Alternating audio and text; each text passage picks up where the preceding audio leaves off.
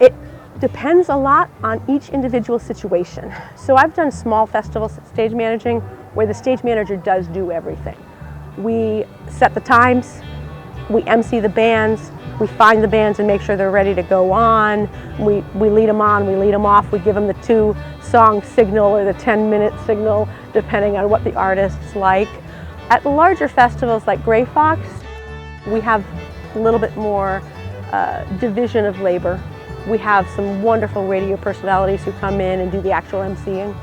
And we have front of stage managers who work the communications between the soundboard and the bands, make sure that the back line is set up properly, make sure that the mics are all set in the right place, and tell the bands when they go on and go off.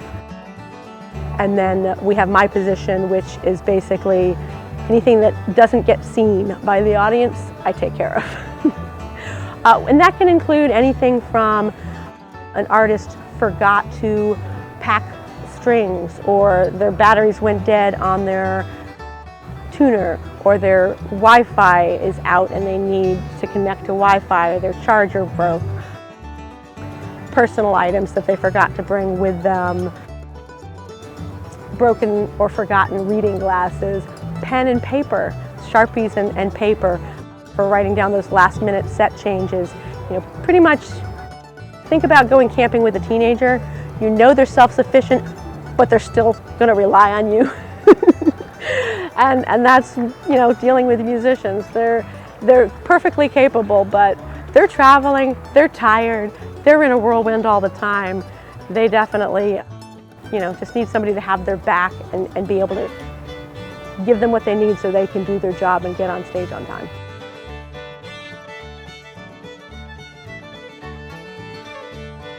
Most important thing, I think, is to observe and to learn everything you can and be calm and listen to those that came before you.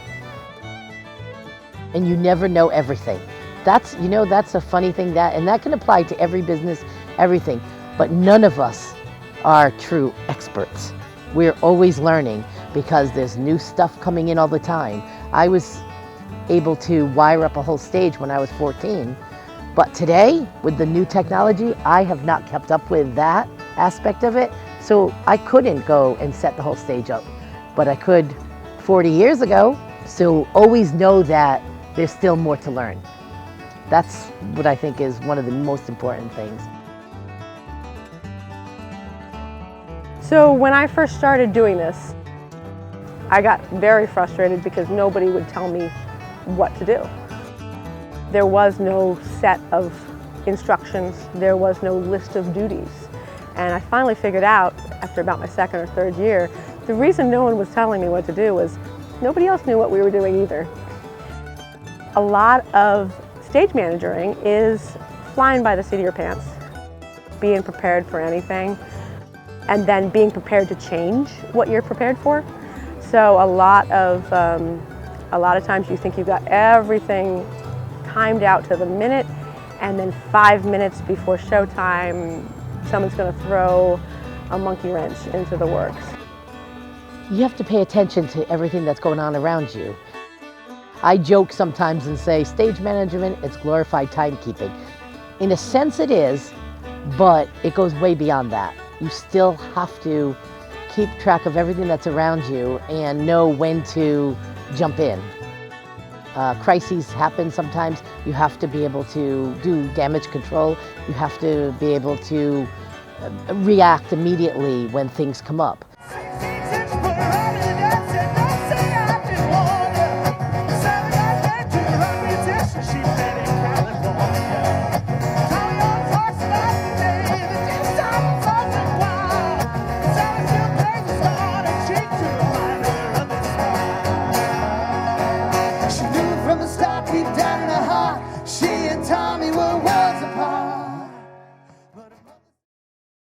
The worst advice I was ever given when I was a young novice record label person, a tour manager for one of our artists said to me, the best advice I can give you is to learn just one thing and learn it well and don't worry about anything else.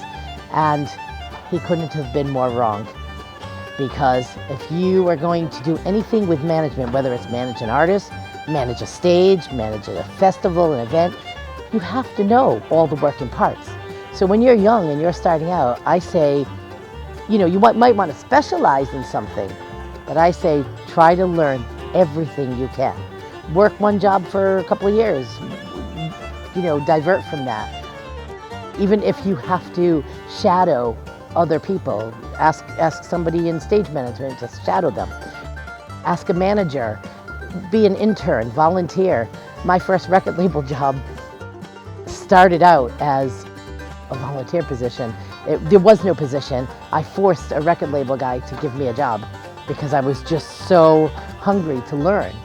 And I already had a full-time job overnight, so I said, hey, I have a job already. I'll work for free because you need to teach me this stuff. And it took a bit for convincing. I just kept calling and saying, but this is what I need to do. And finally he relented and said, fine, okay, you want to work?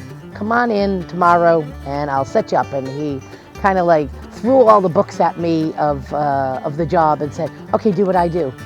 And I was a terrified 22-year-old going, oh my God, what am I going to do?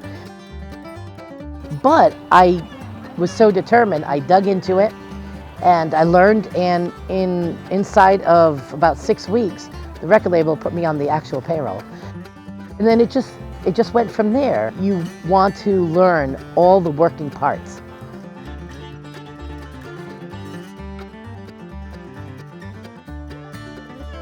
I have one story about my being a novice. When I was very, very new and green, and a certain band who's been around for a very long time, I walked up and introduced myself and asked, you know, if they needed anything, and the road manager looked me up and down and said, are you new at this? And I said, yes I am. I am new, but I will be as helpful as I can be. He said, I'm going to give you some advice. Never let anyone know that you're new. They'll take advantage of you.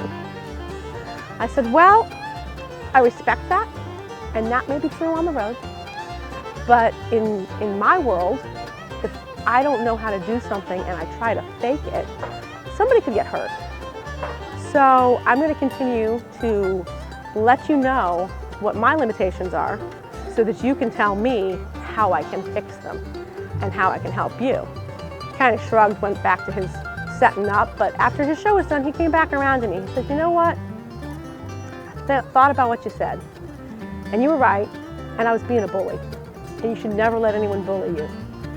He said, but you know what? You handle it with grace and confidence, and you didn't let it fluster you. You didn't let it get to you. You never